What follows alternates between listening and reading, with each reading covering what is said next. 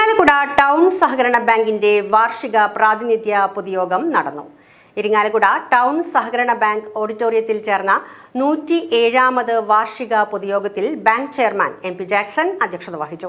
Bank managing director John AL പ്രവർത്തന റിപ്പോർട്ടും അടുത്ത സാമ്പത്തിക വർഷത്തിലേക്കുള്ള ആക്ഷൻ പ്ലാനും അവതരിപ്പിച്ചു. Bank vice chairman professor EJ Vincent സ്വാഗതവും ഡയറക്ടർ KK ചന്ദ്രൻ നന്ദിയും പറഞ്ഞു. സാമ്പത്തിക കണക്കുകളുമായി നിങ്ങളുടെ മുമ്പിൽ വരുമ്പോൾ ഒരു ചെറിയ ജാള്യതയിലാണ് ഞാനും എൻ്റെ സഹപ്രവർത്തകരായിട്ടുള്ള ഡയറക്ടർമാരും ഇവിടെ ഇരിക്കുന്നത്. നമുക്കറിയാം, റിസർവ് ബാങ്ക് ഓഫ് ഇന്ത്യ നമ്മുടെ ബാങ്കിനെ ഓൾ ഇൻക്ലൂസീവ് ഡയറക്ഷൻ എന്ന് പറയുന്ന ഒരു മാനദണ്ഡത്തിൽ കൊണ്ടുവന്ന് നിർത്തിയിരിക്കുകയാണ്.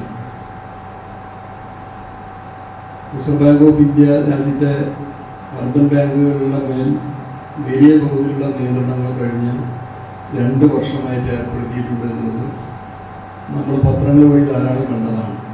കേരളത്തിലെ സഹകരണ മേഖലയിലേക്ക് കടന്നു കയറാനായിട്ടുള്ള ഒരു താല്പര്യത്തിൻ്റെ അടിസ്ഥാനത്തിൽ രാജ്യം ഭരിക്കുന്ന രാഷ്ട്രീയ പാർട്ടിയുടെ താല്പര്യം കൂടി കണക്കിലെടുത്തിട്ടാണ് റിസർവ് ബാങ്ക് ഓഫ് ഇന്ത്യ അത്തരത്തിലുള്ള പരിശ്രമങ്ങൾ കേരളത്തിലെ പ്രത്യേകിച്ച് അവർക്ക് കടന്നു വരാൻ പറ്റിയ പ്രാഥമിക സഹകരണ ബാങ്കുകളിലേക്ക് കടന്നു കയറാൻ അത്ര എളുപ്പമല്ല. അവർക്ക് സാധിക്കുന്നത് ആകെ റിസർവ് ബാങ്കിൻ്റെ നിയന്ത്രണത്തിലുള്ള അർബൻ സഹകരണ ബാങ്കുകളിലേക്ക് മാത്രമാണ്. അതുകൊണ്ടാണ് ഒരു അർബൻ സഹകരണ ബാങ്കുകളെ ലക്ഷ്യമിട്ടത്.